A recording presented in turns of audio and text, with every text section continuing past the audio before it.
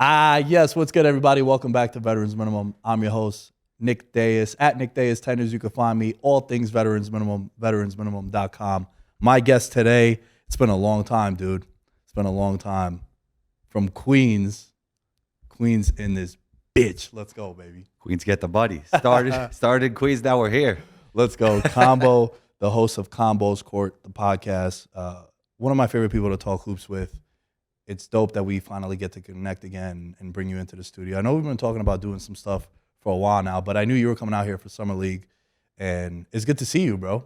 It is good to see you, man. And this studio is beautiful. It's amazing. I actually loved your studio in Queens, but this is really great as well. So just happy to be here, Nick, and it's really great to see you as always. Yeah, man. The studio back in Queens, bro, is definitely a different vibe. Epic. But this is for someone that did it on his own with foam panels and having a clap in order to line up the audio. I don't need to do that anymore. Shouts to everyone back there. It means a lot. Very helpful. Saves a lot of time when it comes to editing the clips. Yeah. But I wouldn't trade it to go back. That's for sure. Yeah, honestly, like I was doing some in-person stuff before the pandemic, but you inspired me to get back into it. In 2023, a goal of mine was to do more in person, and I've been doing that. And I think it sparked with, going to your house in Queens and getting it done in person. So I appreciate everything that you're doing. Oh, man, that means a lot, bro. That means a lot because I just had this conversation over the weekend, dude. Actually, last night I was with this kid, Dom, who's a part of Blue Wire, and I met his buddy, Sean. He's in the podcast space, too. He used to be a defensive back at Notre Dame. And we were golfing. I picked up golf, bro. Really? Yeah. That started in Vegas? That started like 6 weeks ago. And that was my reaction to me picking it up. I couldn't believe it. If you were to tell me 2 months ago that I'd pick up golf, bro, I go like every week now. Wow. To the driving range, legit. I got a set of clubs, got a driver. A lot of my friends play. The thing is, I just feel like it's so time consuming. Like, what are you out there, like 8 hours a day when you're golfing? Not 8, but we played 9 holes once, and it was like 3.5 hours. Wow.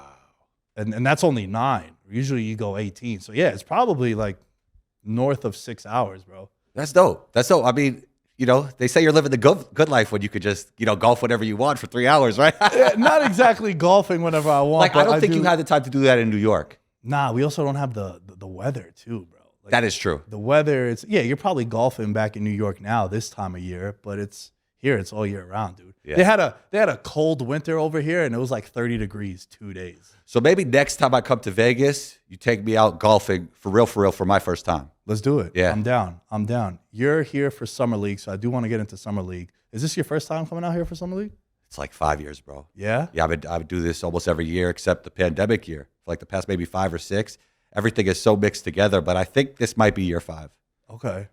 This is the first one for me, like living in Vegas, obviously, but I've been to Vegas for Summer League in the past, and my favorite one, we went to a bunch of games too, was when Lonzo and Kuzma got drafted by the Lakers. Yeah. And it was dope because, dude, we were playing craps with Anthony Davis and Boogie.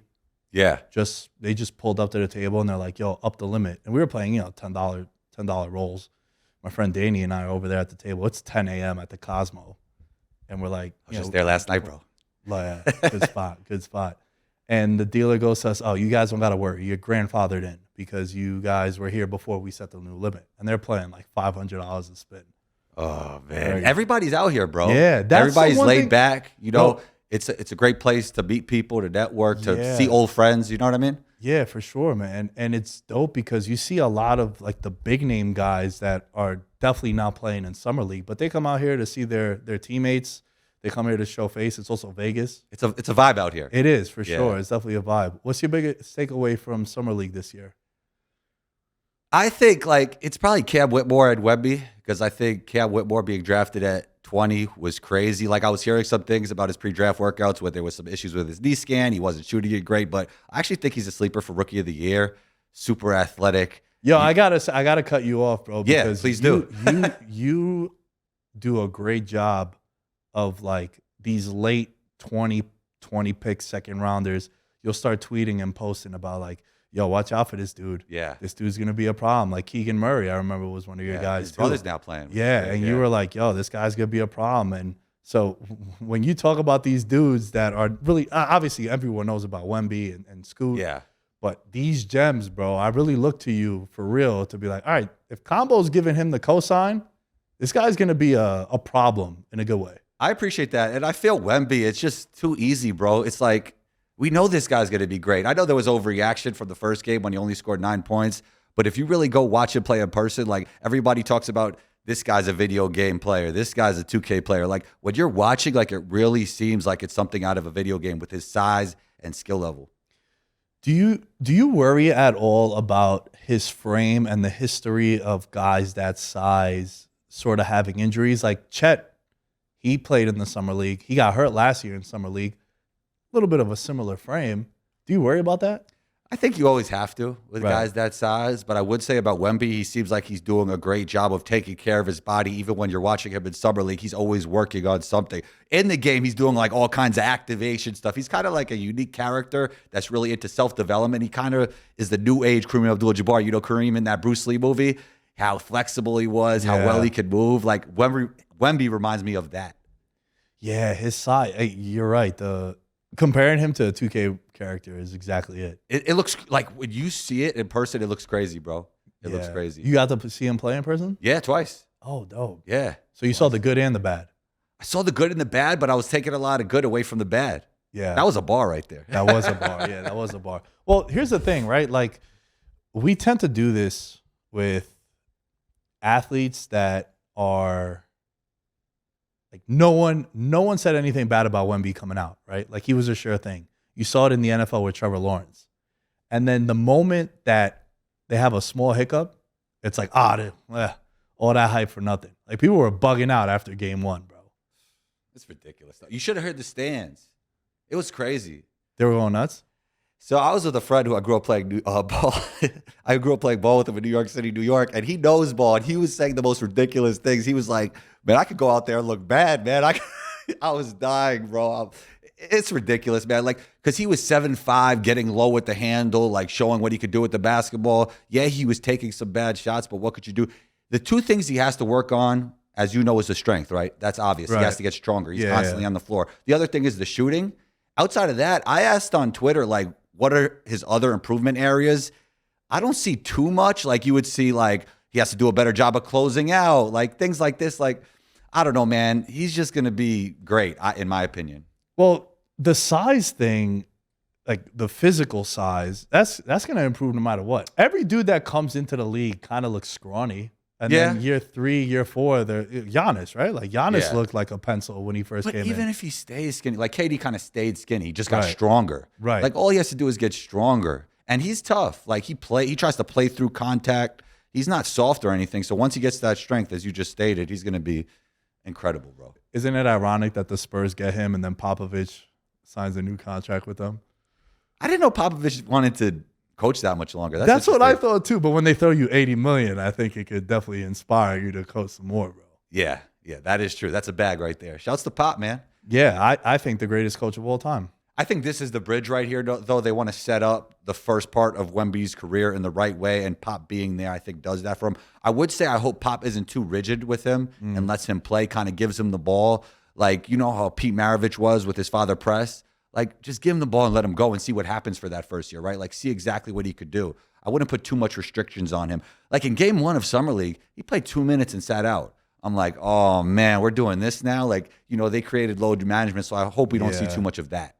Yeah, I mean, they were the kings of that. Like, they were known for, after one possession, they'll just sub out everybody. Right. That They was started their it, bro. shit. Yeah, they they started really it. And did. Kawhi brought it to the Raptors, and now Kawhi's the face of it. Yeah, the whole league now is just all load management stuff. So I think the interesting thing with Wemby is that obviously the size and the frame, but he went to the right organization too, bro.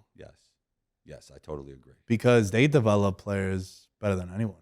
I totally agree. He's going to learn how to be a true professional with this team. I always say there's 3 teams with great culture in the NBA, the Warriors, the Heat, and obviously the Spurs. So landing on one of those teams is always a benefit. Yeah, and that's why it's so unfortunate when guys in any sport, when they're a top pick and they don't land in the right place. Like, bro, how many guys probably would have had different careers if they landed in a better situation? Situation and opportunity, bro, is everything in sports. And that's why it's so unfortunate when we slander some of these dudes, because it's not your fault that when you get drafted, bro, you don't have no say really. Yeah.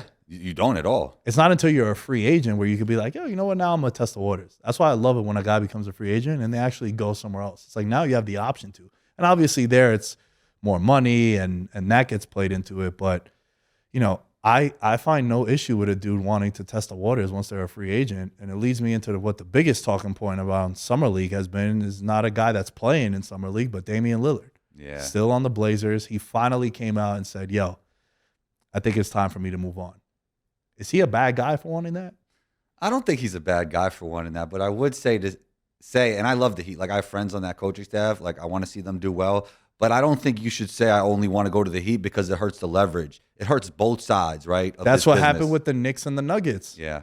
Melo said, anybody wants to trade for me, cool. But you're going to give up all these assets, and then I'm dipping come the summer. And the other teams won't want to trade for Dame if he's going to be in there and not be happy because you're not going to get the best Dame. So it puts the team in a conundrum. So we'll see what happens from near here. I know there's stuff coming out from the front office that, hey, we'll wait on this, you know?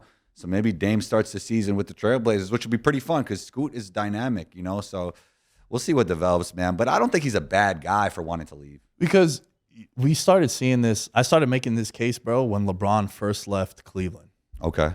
And it was, if a dude gives you 7+ years, at that point, I feel like you should be able to go and leave. Why not? Yeah, I agree. Player mobility. We see it with the transfer portal now in college basketball, and that's a whole other discussion. People think it's ruining basketball, but players should, you know, have a say in where they play, right? Yeah. And that's what happens once you're a free agent. Yes. Or nowadays in the NBA where a dude signs a new contract and then immediately they want to just like up and leave like 4 months into their new contract. You could do that now, right? Yeah. Like you could player empowerment. You could opt into a bag and then be like, I want to leave, and you still have that bag coming to you. I feel like that's what James Harden is trying to do with the Sixers. Yeah, I mean, Kyrie just got a bag, so who knows? Maybe he'll want to go somewhere after this year, halfway through the season. Would it be a surprise, right? Like Kyrie's been. Oh, it'd be the biggest surprise. Yeah. No one saw that coming. Not like we've seen that before. But dude, I really want to stay on the Damian Lillard thing because all these years he kept saying how I want to win in Portland. I want to bring a championship here. I'm not going to do what the other guys do, kind of taking shots. And he became I don't know if a cult-like figure is the right term, symbol but for somebody that stays. Yeah, like a symbol for loyalty and a day one kind of guy. And it's dope. But then eventually when you see that the organization gets rid of CJ McCollum, who was his running mate, the team gets worse. At that point, it's kind of written, bro. Yeah. So I have no issue with him being a guy that wants to leave and go somewhere else. Like, yo, he gave you a decade, bro. If you can't do anything with him there, I feel like Giannis would have been in the same boat had they not won the championship. Yeah. He probably would have looked to maybe go elsewhere. Yeah. The light, the light at the end of the tunnel is closer than the light in the beginning of the tunnel for Dame, and I think he sees that, and I think he wants to win a championship and play for something, you know? But Toronto's a rebuilding team, man. It's a rebuilding team. They got 2 young guys. They got a bunch of young guys, actually. So I don't think it's the right place for him, and I think it's better for both sides if he leaves. Yeah, and do you think the ideal place for him to go would be Miami?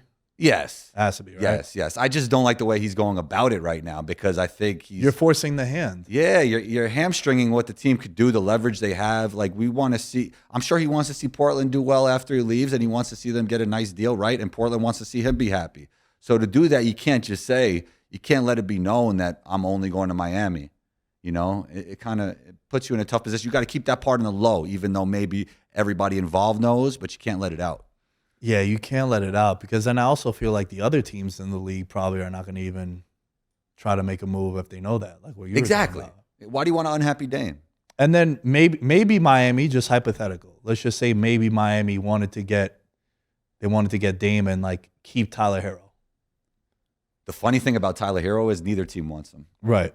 Yeah. I love Tyler's game. That's just the way he's having a rough go. Yeah. It's also the contract too that I think plays into it. But like hypothetically, right? And this is what happens with a lot of teams. When you lose the leverage and you say, yo, I'm only playing in this one spot, maybe they would have been able to get that trade done without giving up that piece. But now that the other team knows that, yo, he'll only go there, well, now I want that piece. Yeah. You know that makes sense. That makes sense. Yeah. So that's why like you're kind of blowing your own coverage and kind of snitching on yourself in a way.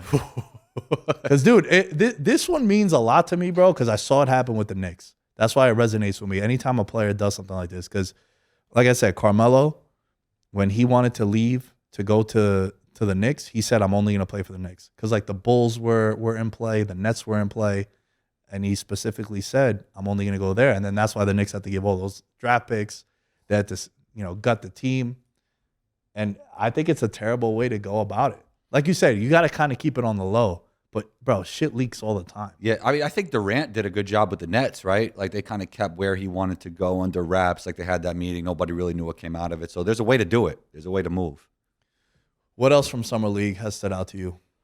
Or just like storylines throughout the summer that have played out. Maybe a trade that you like or a move that went down in the summer. Well, actually, this will answer all those questions because I really like what the Rockets did with Dylan Brooks and Fred VanVleet. I mean, that's a rebuilding team, but eventually you're going to have to bring some winning players in or your culture will just be piss poor. And I feel like these two guys could really help it. Now, what I saw from Jabari Smith Jr. in Summer League, I haven't seen improvement from one summer to another summer in Summer League like this. Like, he was just phenomenal. He was playing point Jabari.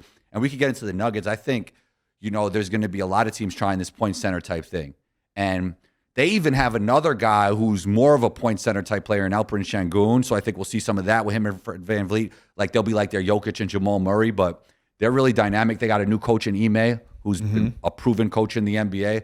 So I think look, man, they might not be a playoff team only because the NBA is so tough, but I think they're definitely going to make a leap, and they're really interesting. And Jabari, he's probably MVP of Summer League from what I've seen so far. And also, they're in a conference that's super stacked. Yeah, it's tough, man. It's tough, it's like, yeah. I think they'll be so much better, but still not good enough, just because the league is tough. Yeah, and also, what you said is so interesting about the copycat league because, bro, that's like that in all sports. Yes. Right? A couple of years ago, maybe like a decade ago, teams started winning the Super Bowl with running backs that made like 800,000, 1.2 million. It's crazy. And then everyone's like, yo, why am I going to pay a running back 15 million more? He's worth it, 100% worth it. But you started seeing teams do that. Then it became you got to win when your quarterback's on a rookie contract. And now you're seeing it, now we got to run the pick and roll with my big, maybe bringing it up, or, you got to have that big in the guard once again. And they're trying to do the Nuggets thing, but it's like with the Splash Brothers, bro. It's easy for you to be like, yeah, let's go out there and shoot a bunch of threes at a high percentage, but we also have the two best shooters of all time, so it's easy to do that if it's us. Yeah. So the copycat league, in theory, it's dope, but you also need the players to be able to do that.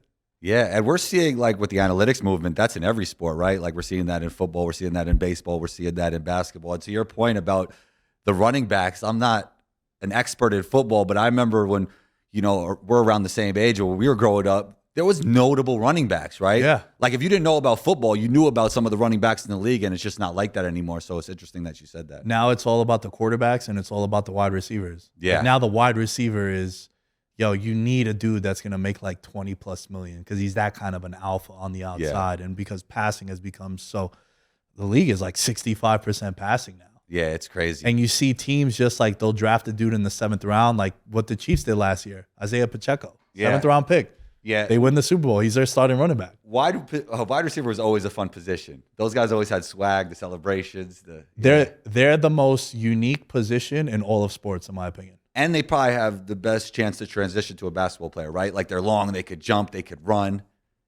Yeah. Oh, they're probably the best athletes on the field. They got that like length, a lot of them. Yeah. They can high point, right? Yes. You got to go up and jump. So maybe like a rebounder. You see a lot of tight ends. Like Antonio Gates was a basketball player. Jimmy Graham played on the U. Yeah. So you see a lot of those dudes transition. But when it comes to like the wide receiver position, bro, I really think it's the most unique in sports because when you think about like the nature of that position, so if anyone's ever played like real football, high school, college, whatever it might be, or even Pee-wee football, they're the first ones to break the huddle, right? So they're kind of isolated already. They're the furthest away from the ball.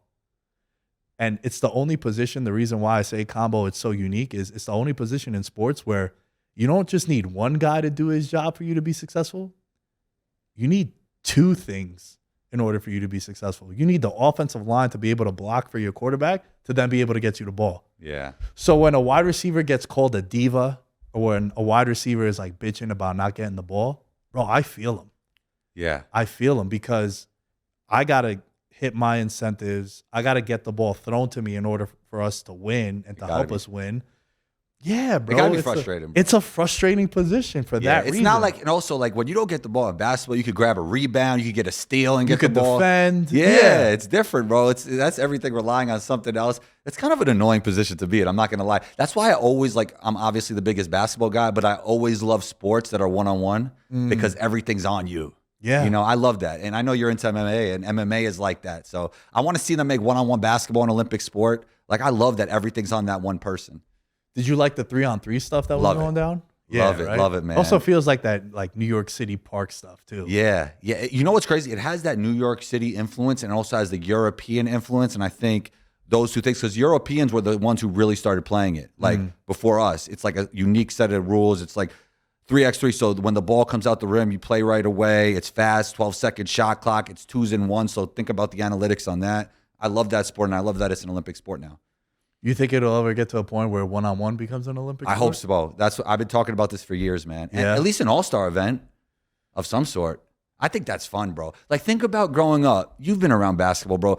When two people play one-on-one, the energy is sometimes crazier than the 5-on-5 games, right? Oh, like, like maybe there's money on it in the street. Oh, bro, it also just like the last time I played one-on-one, my buddy Jarrell, shouts to Jarrell Harris. I've told this story a bunch of times, but like, you know, it started off like, oh, let's just go shoot around at the park. And then Never ends like that. And then he's like, yo, ball's in. And like, it starts off playful. And then, you know, game's 11 and it's 8-7. And then it's like, all right, now we're like things get down. physical. Yeah. You start a little elbow here and there. You know what I mean? Man. It kind of gets elevated. You know, T-Mac's doing an event, you know, the one-on-one stuff, which is really cool. And I hope more people do it. So, yeah, I really want to see that sport grow. I want to talk to you a little bit about what's happened in the West since we were just talking about the Rockets. I do find some of those moves interesting because also they're a really young team, right? One thing that I've said in the past is I feel like you can't have all young guys on a team. You need to have 100%. Some dudes that have been in the league, the grizzled vets, championship pedigree with Van Vliet coming over there. Beal going to the Suns, right? Everyone that's been recording in the studio at Summer League, they've been shouting out how the Suns need to sign players for the veterans minimum, play on words, so we're here. Now I hope you guys understand it. That's micro content right there. Shouts to the veterans minimum. Dude, what do you think about what the Suns could put together this year? Because it's a lot is relying on just those 4 guys because they're already over the cap with just those 4 guys. So who's the fourth? Oh, Ayton? Well, I'm talking about just from a salary standpoint. Yeah. Those 4 guys are already over the luxury tax. Yeah, man. You're asking for a lot. And also as dudes that have kind of had some injury concerns. Yeah, I'm with you, man. Like, I think there's a redundancy in skill set with those 3 guys. I think they're actually all the same player in a lot of ways, which sounds crazy, but Kevin Durant just happens to be 7 foot, right, which makes him an all-time great. But these guys are ISO scorers, and after a while, it's a return. It's like a diminishing return, right? So you need to balance that roster out. Now, like if one of those guys was Draymond or somebody who's a movement shooter, it'd be better.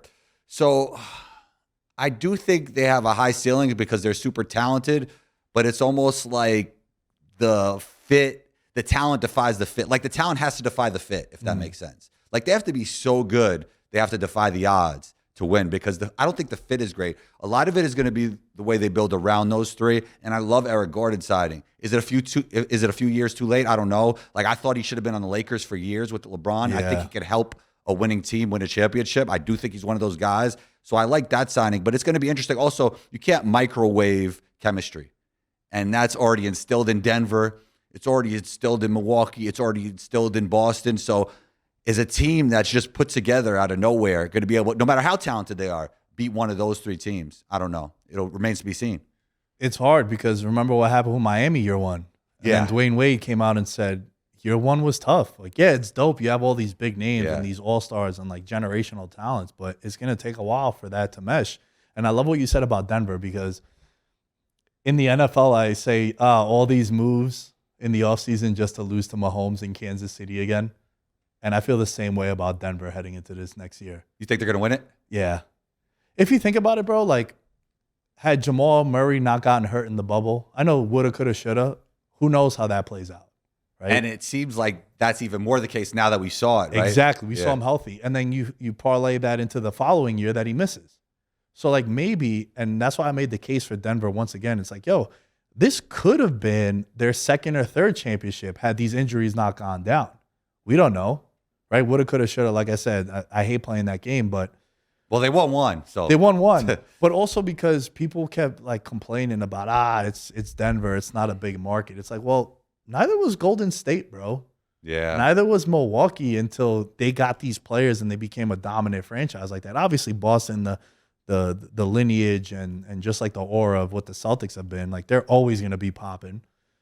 But I think Denver, bro, like they're keeping the same roster. I know they lost Bruce Brown, which was a big part of their success for sure. But like the core, that five and the coach now, he probably gets like a couple percentage points better just knowing that. Mike Malone, New York guy. Yeah. He's funny, bro. Shout out That to guy's Queens. funny. Yeah. And I just think that all these moves, just the continuity, like they've had the same team all these years, the way they play, very unselfish basketball.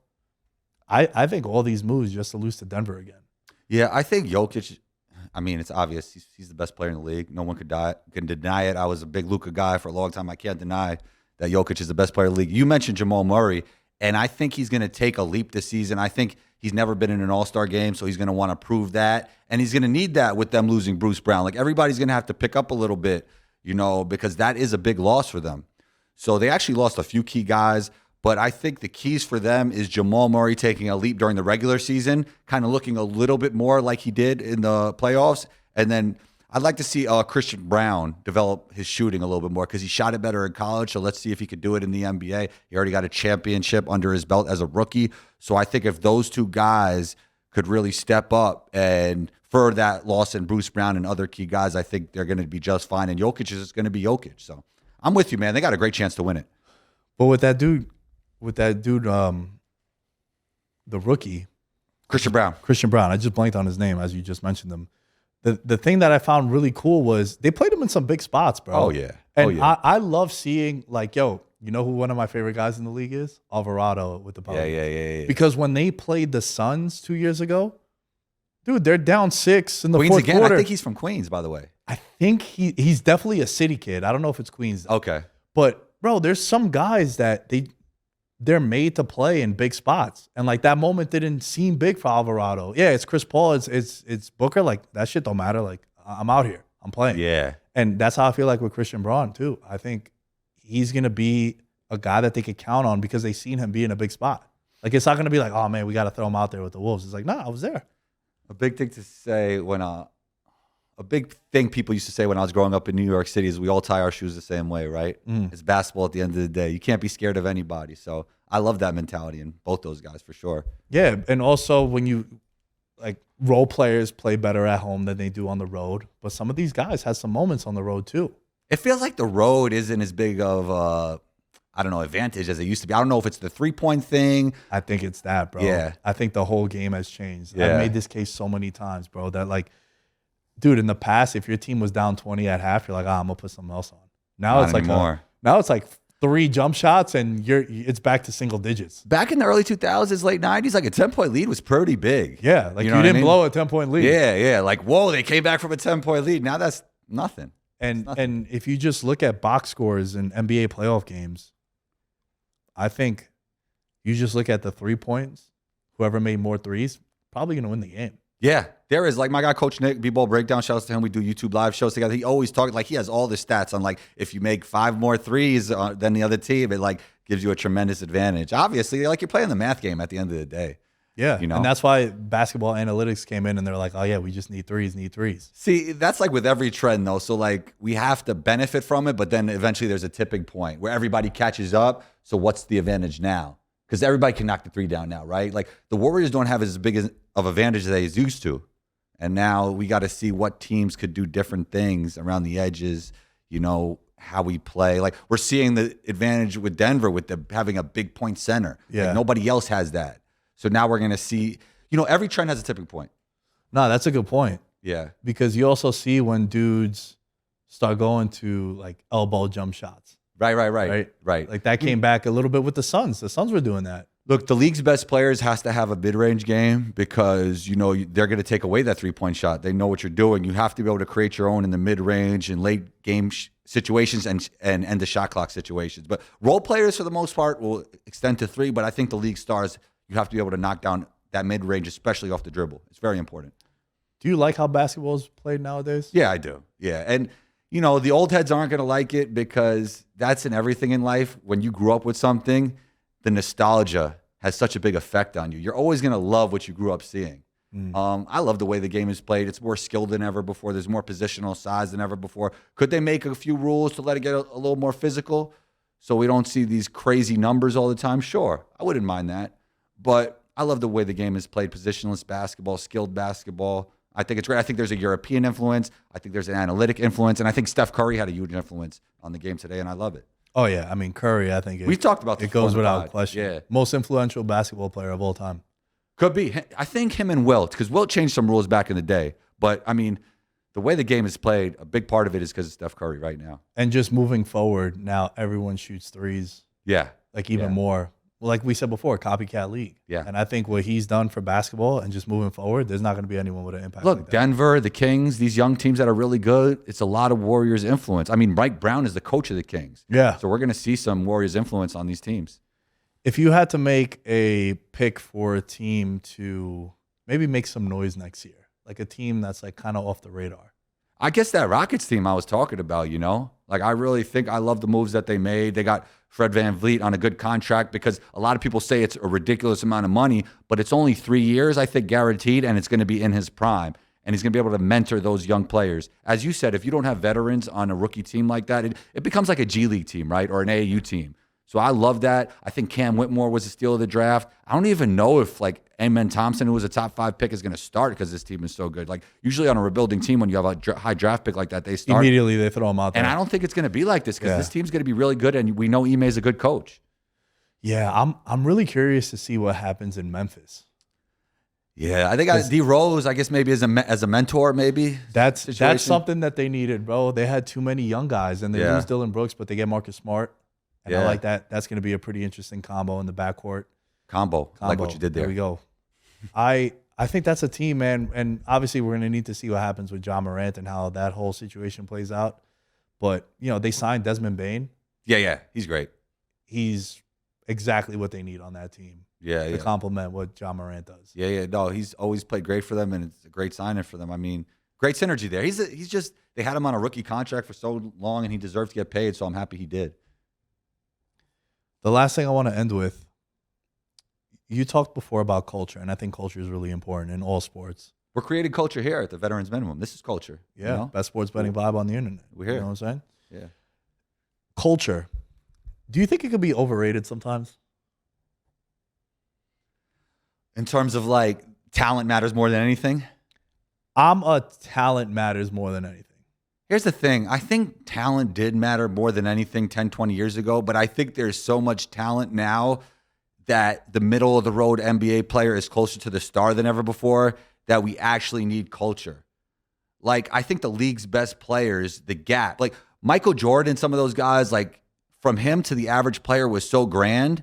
And I don't think it's like, who do you feel is the league's best player? I don't think the gap between Jokic and a middle of the road player is a difference as Jordan and a middle of the road player, right? That's so fair. And I also think there's more guys that could sneak into all-star games in the right situation. There's more all-star level players than ever before. So I do think continuity and culture do matter more than ever before.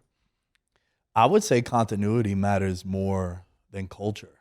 Well, that's built from culture in a lot of ways. Very fair, yeah. Yeah. Because I think that, like what we were talking about with the Suns and then the Heat, like the Suns is not culture. That's called name chasing. That's what the Nets did. It didn't work out for them. The Sixers, it doesn't look like it's working out for them. Bro, so how come teams still do this then? We're talking about copycat leagues. You're seeing all these because they believe trades. what you just said about let's just get the most talent. And look, talent and continuity. Like if they had both those, like let's say KD, Beal, and Booker played together for the last 10 years. They would have an amazing chance to win multiple championships, but they just don't have enough time together.